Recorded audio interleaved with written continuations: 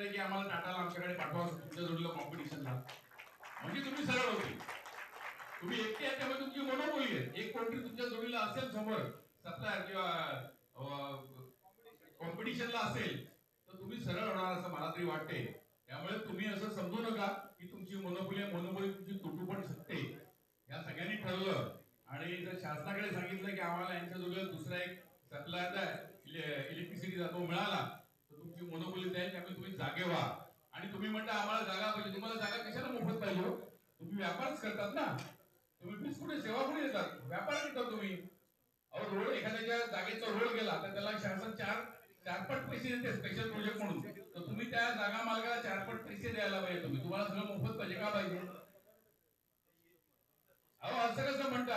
अहो तुमच्याकडनं वीज चोरी करणाऱ्या लोकांना तुम्ही सोडून त्याचा भार जो आहे तुम्ही इतर कस्टमरवर लावता. तुम्ही सगळं लॉस काही घेत नाही.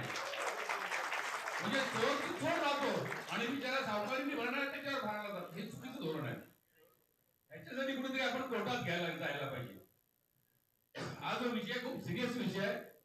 तुम्ही लॉस मध्ये आहेत का प्रॉफिट मध्ये आहेत ह्याचा कस्टमरचा काय घेणं देणं आहे?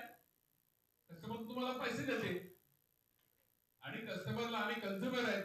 आमच्या कन्झ्युमरच्या सेवा देणं हे तुमचं कर्तव्य आहे असं आम्हाला ठामपणे वाटते. मी तुम्हाला सगळ्यांना धन्यवाद देताना एकच सांगतो की ही इंडस्ट्री खूप चांगली आहे.